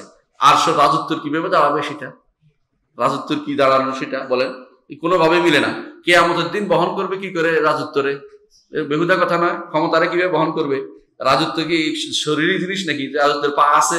আর রাসূলুল্লাহ সাল্লাল্লাহু আলাইহি ওয়াসাল্লাম বলেছেন, আমি যখন প্রথম হাশরের মাঠে সব মানুষ বেহোশ হয়ে যাবে, প্রথম আমি হুঁশ হবে, দেখবো যে মুসা আলাইহিস সালাতু ওয়াস সালাম তিনি হুঁশেই আছেন, তিনি ধরে আছেন কি? আরশের পা। তো ক্ষমতারে কেমনে ধরে থাকবে জিজ্ঞাসা করা দরকার ওদেরকে। কালাম শাস্ত্রবিদ আপনারা যে বলছেন ক্ষমতা কেমনে এটা করবে বলেন। আসলে কি, মানুষ যখন বিভ্রান্ত হয়ে যায় তখন অনেক সময় উস্তাদের কথা তার কাছে বেশি প্রিয়, কোরআন সুন্নাহর চেয়ে বেশি প্রিয় হয়ে যায়। তখন আপনি যতই দলিল আনেন না কেন, আমার ওস্তাদকে কম বুঝছে নাকি, এইটাই হলো তাদের কথা, ওইটাই তাদের কথা থাকবে। আর জীবনে আপনি আর কিছু বুঝাইতে পারবেন না। কোরআন হাদিসে যত দলিল দেন তত দলিল তাবিল করবে, কত তাবিল করবে? তার তাবিল করার মধ্যে সবচেয়ে বেশি তাবিল করছে ইবনে ফোরাক, প্রথমে করছে। এক বিখ্যাত নাম মনে রাখবেন, ইবনে ফোরাক। এই লোকটি এত অপব্যাখ্যা করছে, একটা বই নাম দিছে, একটা নামই দিছে মুশকিলুল হাদিস। হাদিসের মধ্যে মুশকিল ওর কাছে লাগে। আমরা মুশকিল বলি না, আমরা মুখতালিফুল হাদিস বলি। হাদিসের মধ্যে ভিন্ন অর্থ হইতে পারে, অর্থটাই কিন্তু আমরা বলা মুশকিল। নাম দিচ্ছে মুশকিলুল হাদিস। হাদিস সবার কাছে মুশকিল ওনার কাছে। আল্লাহ ওনারা ক্ষমা করুক, যদি আল্লাহ শেষ পর্যন্ত তওবা করে থাকে, আশা করি তওবা করছেন। তো উনি বলতেন মুশকিলুল হাদিস, এই জন্য তিনি সব হাদিসের অপব্যাখ্যা করছেন। দ্বিতীয় অপব্যাখ্যাকারী বিখ্যাত ব্যক্তি হচ্ছে রাজি। ওনার কাজ হচ্ছে অপব্যাখ্যা করানো, যে কোনো জায়গায় আসছে অপব্যাখ্যা। এই জন্য যত বেশি অপব্যাখ্যা হওয়ার কারণে ওনার সুনামটা খুব বেশি ওদের কাছে। ইমাম রাজি এই করছে, ইমাম রাজি এই করছে। হ্যাঁ, আমার ওস্তাদে বলতেন যে যখন একদিন পড়ান শুনতে, রাজিরে চিনো তোমরা? বলা হয়ে থাকে তফসিরের রাজিতে সব আছে তবে তাফসির নেই। বুঝছেন? মানে তাফসির রাজিতে সব আছে তবে তাফসির নেই, মানে এমন এমন কথা চলে গেছে। আপনি পড়বেন কোনো কোনো সময় দেখবেন যে একটা ব্যাখ্যা করতে গেছে, কইয়া করতে গিয়ে দর্শনে ছুটে গেছে, দর্শন ছুটে যায় কালামে ছুটে গেছে, চলে গেছে অনেক দূরে। এরপরে 10টা 15টা সন্দেহ নিয়ে আসছে, এরপরে একটারও জবাব দেয় নাই, আবার চলে আসছে আগের জায়গাতে। সন্দেহগুলি কার জন্য রেখে গেছে? আপনার মাথা নষ্ট করার জন্য রেখে গেছে। এই জন্য তাফসিরে কাবির সব মানুষের পড়া উচিত না, পড়লেই তার মাথাটা বিভ্রান্ত হয়ে যাবে। আমার অনেককে বলে এটা পড়াচ্ছে ইবনে কাসির পড়েন, ওইটা আপনি কেন পড়তে চান? অনেকে বলতে অনুবাদ করেন, এটা অনুবাদ করলে তো পুরা গাঁজাখুরি গল্প অনুবাদ করা হবে, এগুলো অনুবাদ না করাই উচিত। হ্যাঁ, কিছু কিছু জিনিস একবারে নাই তা না, কিছু কিছু জিনিস তো থাকে। আলেমদের অনেক জ্ঞান আছিল না, কিন্তু বেশি সমস্যা হচ্ছে তাবিলে ভর্তি, অপব্যাখ্যায় ভর্তি। তিনি একটা এই তাবিল করেছেন। তো এদের নিকট ওরা কি বলে? ক্ষমতা, আল্লাহর ক্ষমতা। আল্লাহর ক্ষমতা তো অশরীরী জিনিস, তাই না? এটা ধরবে কি করে? এটা মুসা আলাইহিস সালাম এটা আরশের পায়া ধরবেন কি করে? এরা এটাকে অকাদ, এটা তো খবর ওয়াহিদ। খবর ওয়াহিদ তো না মানলেও চলে, নাউজুবিল্লাহ। আল্লাহর হাদিস, রাসূলের হাদিস যেটা শুদ্ধ হবে এটা মানতেই হবে, এখানে আর খবর ওয়াহিদ কথা বলা যাবে না। আচ্ছা, আরেক গোষ্ঠী বেরিয়েছে, আরশ আর কুরসি তো একই জিনিস। আরশ আর কুরসি একই জিনিস, কখনো না। ইমাম তহাবি যেন আলাদা আলাদা করছে, বলছে ওয়াল আরশ ওয়াল কুরসি হাক্কুন। আরশ এবং কুরসি দুটো এক নয়, ভিন্ন ভিন্ন জিনিস, এটা হক। এরা হাসান বসরিতে এক বর্ণনা দেয়, কিন্তু বর্ণনা শুদ্ধ হাসান বসরি কখনো সেটা বলেন নাই। তিনি আহলে সুন্নাত ওয়াল জামাতের ইমাম। তো এদের মধ্যে এক গোষ্ঠী আছে যে না, আমরা মানলাম যে যারা কালাম শাস্ত্রবিদের মধ্যে সব একরকম না। কেউ বলে যে না, আমরা আরশ কুরসি মেনে নিচ্ছি। এদের অধিকাংশ যারা স্বাভাবিক আছে, যারা কালাম শাস্ত্রে বেশি জড়ায় নাই, সব মুহাদ্দিস যারা আছে, বিভিন্ন মাদ্রাসায় পড়ায়, হাদিস বিশারদ আমাদের আলেমরা, এরা কিন্তু এত বেজালে যায় নাই কালাম শাস্ত্রের মধ্যে। বলতে হ্যাঁ আমি বিশ্বাস করি, আরশ কুরসি বিশ্বাস করতেছি, কোনো সমস্যা নেই, সহজভাবে বিশ্বাস করে নেয়। এরা স্বাভাবিক আছে। এর বাইরে বেশিরভাগই এদের মধ্যে মনে করে, যারা কালাম শাস্ত্রে ঢুকছে, এরা মনে করে আরশ অর্থ, কুরসি অর্থ হচ্ছে, আরশ অর্থ হচ্ছে রাজত্ব, আল্লাহর রাজত্ব।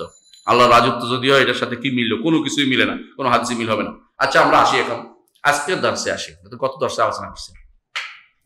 আজকের দর্শে প্রথম আলোচনা বিষয় হচ্ছে কুরসি কাকে বলে। আরশ ওয়াল কুরসি হাক্কুন। কুরসি কাকে বলে? আপনার কুরসি কাকে বলেন? এই যে আমি একটা বলছি, নাম কি? কুরসি। আরশ কাকে বলেন? আরে আমি আল্লাহ তাআলার কথা বলছি না, আমি নিজের পরিচয় দেওয়ার জন্য বলছি, বোঝার জন্য। এটা হচ্ছে আমার কুরসি, তাই না? আরশ কাকে বলে? আরশ বলা হয় আপনার রাজাসন বলে ওটাকে, রাজাসন, রাজ সিংহাসন। ওইটা কুরসি না, মানে এটা একটা বিশাল ইয়ার মতো, এই চৌকির মতো বিশাল।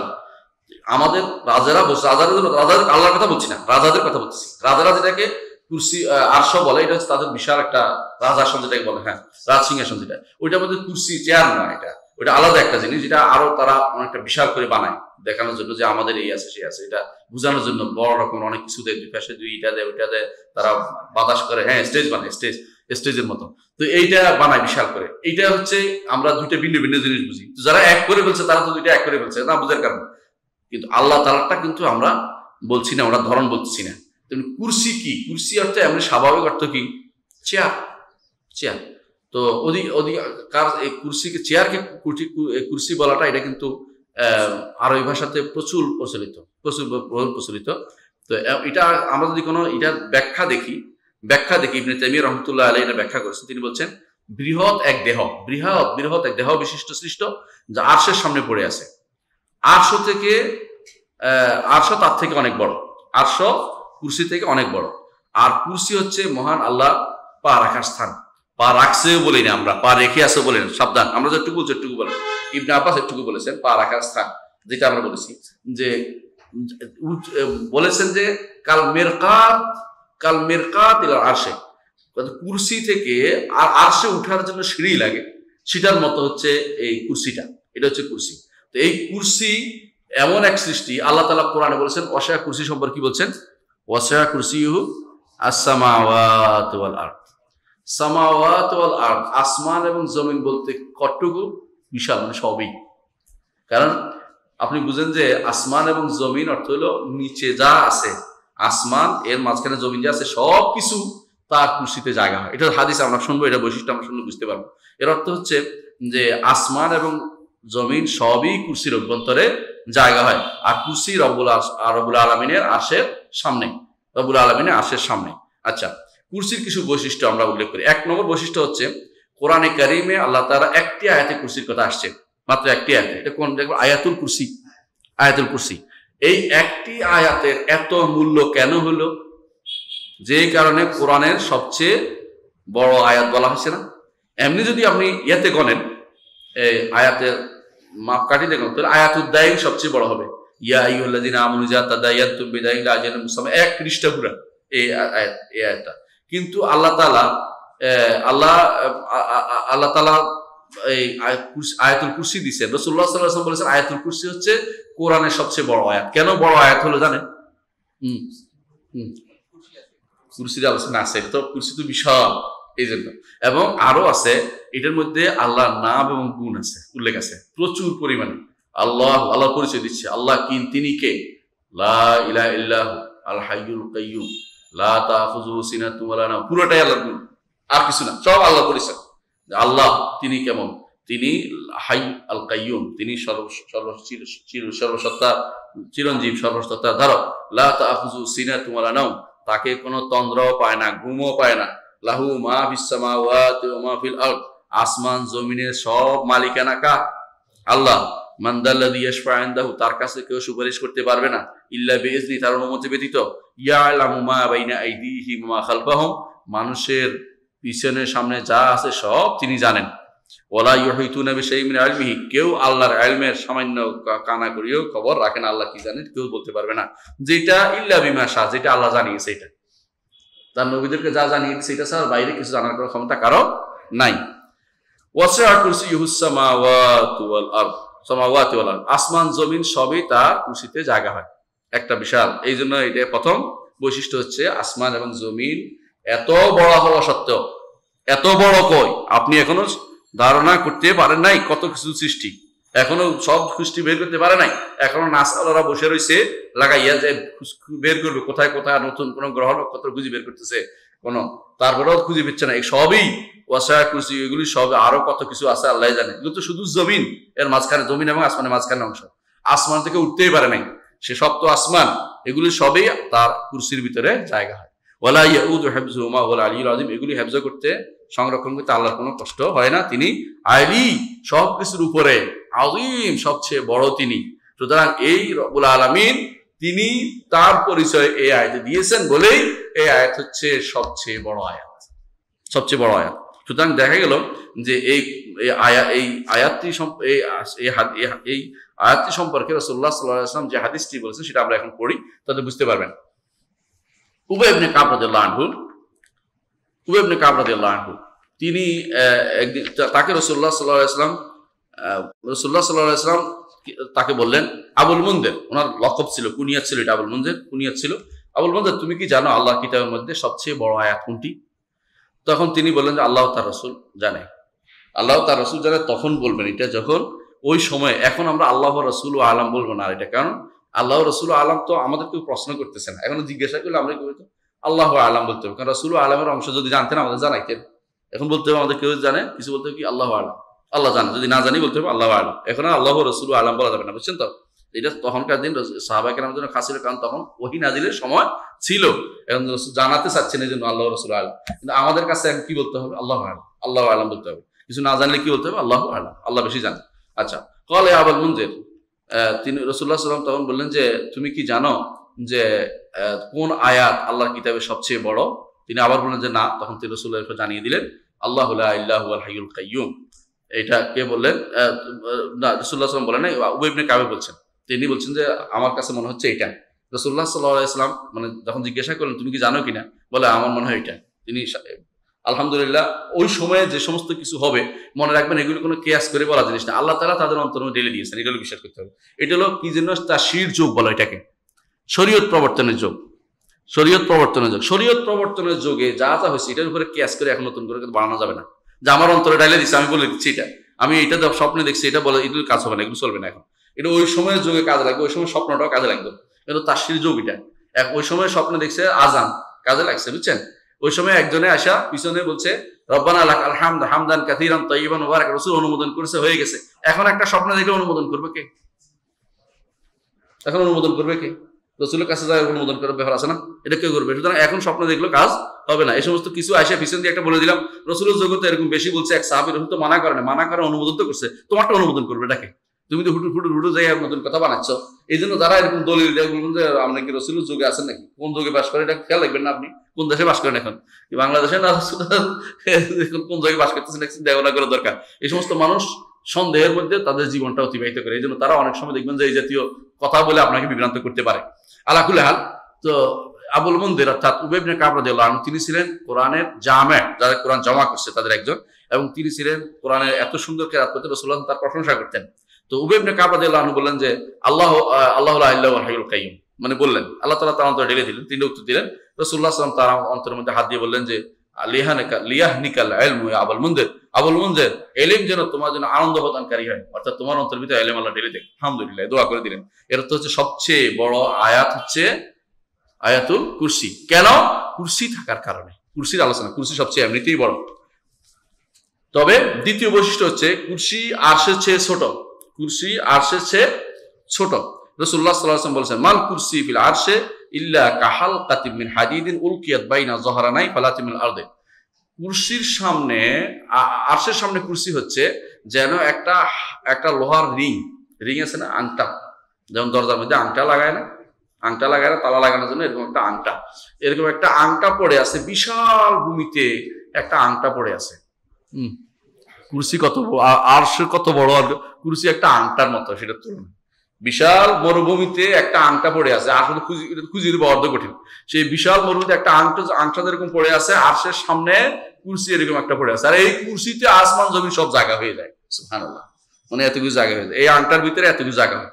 আচ্ছা, এটা এই হাদিসটি বর্ণনা করেছেন ইমাম ইবনে জারীর তাবারী রাহমাতুল্লাহ আলাইহি, ইবনে আবি শাইবা কিতাবুল আশা বর্ণনা করেছেন সহিহ সনদে। আরেকটি হাদিসে ইবনে মাসউদ রাদিয়াল্লাহু আনহু বলেন বাইনাস সামাইস সাবিআ ওয়া বাইনাল কুরসি 500 আম, সপ্তম আসমান থেকে কুরসি পর্যন্ত দূরত্ব হচ্ছে 500 বছরের। তখনকার দিনে 500 বছরের দূরত্ব আল্লাহই জানে কত বড়। 500 বছর তখন মানুষ সাধারণত কত সফর করতে পারতো, এটাই দূরত্ব, এটা হিসাব করে নিচ্ছে 500 বছরের। 500 বছর চললে যতটুকু যাওয়া যায় একটু দূরত্ব ধরছে, কিভাবে গেলে এটা কিন্তু বলে নাই। আমরা কত দূরত্ব এটা কিন্তু ঠিক করে মাপতেও পারবো না। ওয়াবাইনাল কুরসি ইলাল মাই 500 আম, আর কুরসি এবং আরশের নিচে পানি আছে, এটা বুঝতে 500 বছরের দূরত্ব সেখানে বুঝতে। ওয়াল আরশ আলাল মা, আল আরশ হচ্ছে পানির উপরে, আল্লাহু ফাওকাল আরশি, আল্লাহ আরশের উপরে আছেন। ওয়া হুয়া ইয়ালামু মা আনতুম আলাইহি, তোমরা কি করছো আল্লাহ ভালো করেই জানেন। কে বর্ণনা করেছেন? ইমাম ইবনে খুজাইমা হাদিসটি বর্ণনা করেছেন তার কিতাবুত তাওহীদে, ইমাম দারিমি আর-রাদ্দ আল জাহমিয়া, আবু শাইখ আল আসফাহানি তার আবুল আযমা, লালিকাই আশ-শারহ আ'তিকাদ আহলুস সুন্নাহ ওয়াল জামাআহ, ইবনুল কাইয়িম ইজতিমাল জুয়ুশ হাদিসটি উল্লেখ করেছেন। এমনকি ইমাম জাহাবিও হাদিসটি নিয়ে এসেছেন। এর বিশুদ্ধ সনদ বিশিষ্ট, যারা এর বিশুদ্ধ সনদ, যারা এর সনদ নিয়ে কিলকাল করে, এরা অন্তরের মধ্যে শয়তানি আছে ওদের, এই জন্য তারা অন্তরের মধ্যে বাক্রতা আছে, এই জন্য হাদিসটা নিয়ে ঝগড়া করছে। অর্থাৎ আব্দুল্লাহ ইবনে মাসউদ থেকে হাদিসটা শুদ্ধ, আমরা এটা অন্য জায়গায় আলোচনা করেছি। তৃতীয় বৈশিষ্ট্য হচ্ছে কুরসি পা রাখার স্থান, কুরসি পা রাখার স্থান। হ্যাঁ, আর আরশের পরিমাণ আল্লাহ ব্যতীত কেউ জানেন। ইবনে আব্বাস রাদিয়াল্লাহু আনহু বলেন কুরসি হচ্ছে মহান রব্বুল ইজ্জতের পা রাখার স্থান, আর আরশ তার পরিমাণ তো আল্লাহ ব্যতীত কেউ জানে না। ইমাম দারিমি বর্ণনা করেছেন তার সহিহ ইমাম দারিমি তার রাদ্দ আল মারিসি হাদিসটি বর্ণনা করেছেন। আব্দুল্লাহ ইবনে আহমদ আস-সুন্নাতে হাদিসটি বর্ণনা করেছেন। ইবনে খুজাইমা বর্ণনা করেছেন, ইবনে আবি শাইবা বর্ণনা করেছেন। আর আরশে আবু শাইখ আল আযমা, বিভিন্ন হাদিসে আলহামদুলিল্লাহ হাদিসটি সনদ শুদ্ধ। ইমাম আলবানী বলেছেন হাদিসটি শুদ্ধ, এবং ইমাম জাহাবি হাদিসটি শুদ্ধ বলেছেন। তাহলে দেখা গেল আমরা এই শুদ্ধের মধ্যে থাকি, ভুলের মধ্যে না যাই। শুদ্ধ কি? আরশ আর রাখার স্থান, এটুকু আমরা বিশ্বাস করি।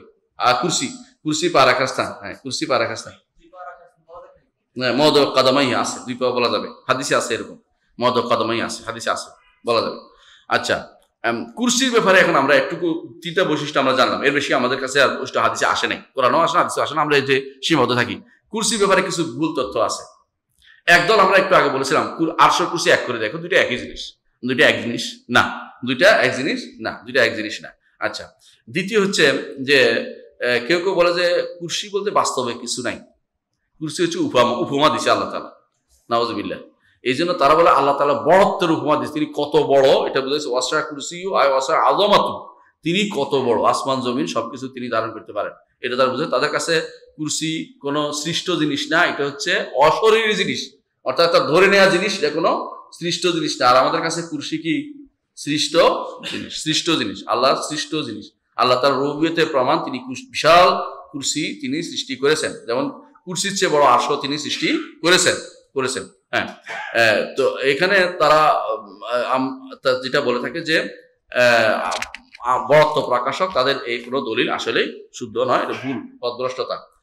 তৃতীয়ত আরেক গোষ্ঠী আসছে, এইটা হচ্ছে যারা বর্তমানে যারা যাদের বলে আশারি মাতুরিদি মুতাজিলা, এরা বলতে কুরসি বলতে ইলম বুঝাইছে, খেয়াল করছেন? আরশ বলতে কি বলছিল তারা? ক্ষমতা। আর এখানে কুরসি বলতে কি হচ্ছে? ইলম বুঝাইছে। এবং কি এই বর্ণনাটা তারা বলে যে এটা তো বলছে ইমাম বুখারী বলছে। ইমাম বুখারী বর্তমান হাদিসের কিতাব আমরা এটা পাইনি, ওরা বলে যে অন্য বর্ণনায় আছে। আচ্ছা, অন্য বর্ণনা খুঁজে বের করো। দ্বিতীয়ত ইমাম বুখারী যদি বলেও, ইমাম বুখারী ভুল করতে পারে না তো আমরা বলি না, তাই না? ইমাম বুখারী ভুল করতে পারে। সহি বর্ণনা হচ্ছে যে কখনো কুরসি কোনো ইলম নয়, ইলম কি জ্ঞান, জ্ঞান কি পা রাখার জায়গা হয়? এটা হইলো কোনোদিন মিললো, কোনোদিন ইবনে আব্বাসের কথার সাথে মিললো? কাল মেরকাত ইলা আর আসমান জমিন সবকিছু এই জ্ঞানের ভিতরে, এটা তো আছে, অন্য এরপরেই তো আছে যে সবই তো তিনি তার ইলম, সবকিছু পরিবেশন করার অন্য জায়গা তো আছে। তো কুরসিকে তুমি আলাদা তুমি অস্বীকার করছো কেন? অস্বীকার করার কোনো কারণে একটাই কারণ যে যদি কুরসি যদি হয় তাহলে কুরসি পা রাখার স্থান সাব্যস্ত করতে হয়, তা আল্লাহর জন্য পা সাব্যস্ত করতে হয়। না, কুরসি নাই, কুরসি সরাসরি ইলম হয়ে গেছে। হ্যাঁ, কুরসি ইলম হয়ে গেছে, এটা একটা গোষ্ঠী। এটা ভুল, কারণ এই ইবনে আব্বাস থেকে বর্ণিত আছে ভিন্ন, যে তিনি বলেছেন যে কুরসি হচ্ছে পা রাখার স্থান। আর আরবি ভাষাতে কুরসি বলতে ইলম বোঝানোর কোনো দলিল পাওয়া যায় না, আরবি ভাষাতে কুরসি বলতে ইলম বোঝায় না, আর শরীয়তের নস সাপোর্ট করতেছে না।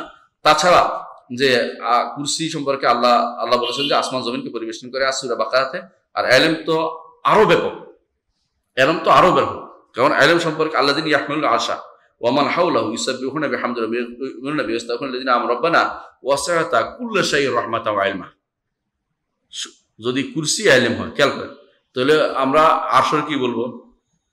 আল্লাহর ইলম সবকিছু কি আছে, আরশ বাদ গেছে না?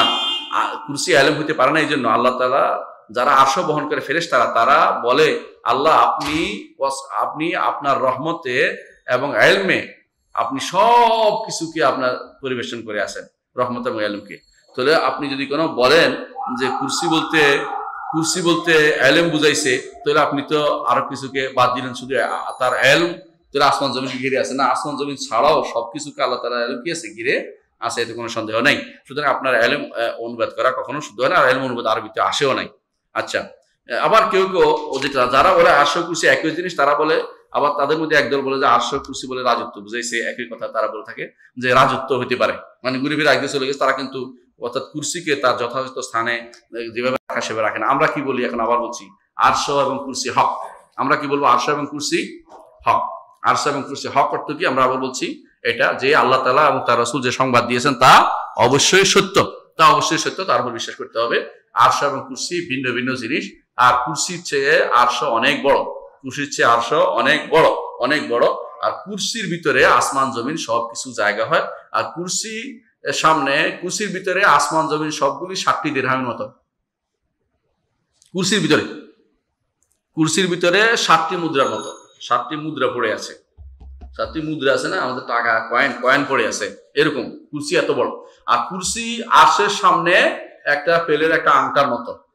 আরশ কত বড় এটা একমাত্র আল্লাহ তাআলাই জানেন। ওয়াল আরশু লা ইয়াকদিরু কদরহু ইল্লাল্লাহ, আল্লাহ ব্যতীত কেউ আরশের পরিমাণ জানতে পারে না। সুতরাং আরশ ও কুরসি আল্লাহর রুবুবিয়তের একটি অংশ, আল্লাহর রুবুবিয়তের একটি বিরাট সৃষ্টির প্রমাণ আরশ এবং কুরসিকে সৃষ্টি।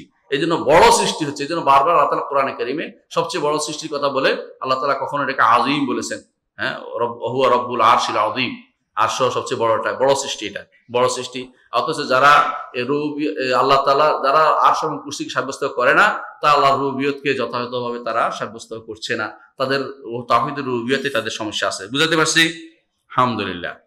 আমরা এরপরে আলোচনায় যাব যে ওয়ার রুইয়াতু হাক্কুন লি আহলিল জান্নাতি বিগাইরি ইহাতাতিন ওয়ালা কাইফিয়া, আল্লাহকে দেখা এটা হক, যথাযথ।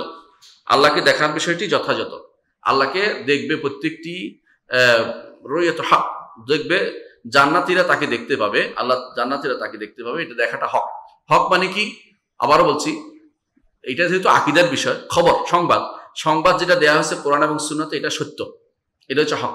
আর যদি মাসালা হইতো, ফিকহের মাসালা হইতো, সেটাও মানে সালাত যেমন আমল হইতো, অর্থাৎ শরীয়ত হইতো, সেটা হয়তো ইনসাফপূর্ণ হইতো। কিন্তু এটা হচ্ছে আকীদার বিষয়, যেহেতু আমরা হক মানে বুঝাবো যে সত্য বলেছেন আল্লাহ এবং তার রাসূল, যা বলেছেন তা সত্য। তো ওয়ার রুইয়াতু হাক্কুন, আল্লাহকে দেখাটা হক। আল্লাহকে দেখবে, আল্লাহকে কোথায় দেখবে? কিয়ামতের দিন। আহসানতা, জান্নাতীরা দেখবে, সবার আগে জান্নাতীরা দেখবে। কিন্তু জান্নাতীরা দেখবে হাশরের মাঠেও তো আল্লাহকে দেখবে, দেখবে না?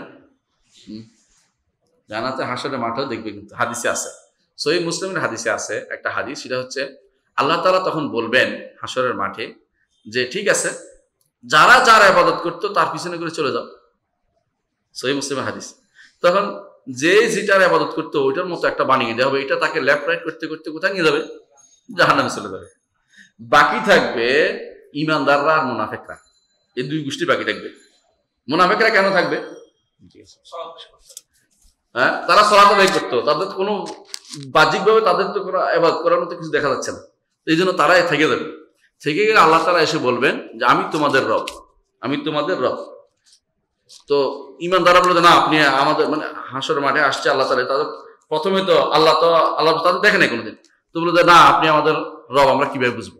বলে আলামত দিয়ে, তখন আলামত দিয়ে দেখাবে আল্লাহ তাআলা। সেটাকে বলবেন যে তো কিভাবে বুঝতে পারবে? তখন তিনি ইয়াউমা ইউকশাফু আন সাকিন, আল্লাহ তাআলা তার পিণ্ডলি উন্মুক্ত করবেন, যাতে সিজদা করবে কারা? মুমিনরা। আর মুনাফিকরা পিঠ হয়ে যাবে কিসের মতো? সিংহের মতো। কাসায়াসিল বাকার, গরুর সিংহের মতো। গরুর সিং যতই আপনি বাঁকা করেন, বাঁকা হয়? বাঁকা হয় না, অর্থাৎ তার পিঠ বাঁকা হবে না। যারা আল্লাহর জন্য সিজদা করে না, তাদের পিঠ বাঁকা হবে না। এরপরের ঘটনা আলোচনা করব ইনশাআল্লাহ। আজকের মতো এখানেই সমাপ্ত রাখি। সুবহানাকাল্লাহুম্মা ওয়া বিহামদিকা, আশহাদু আল্লা ইলাহা ইল্লা আনতা, আস্তাগফিরুকা ওয়া আতুবু ইলাইক।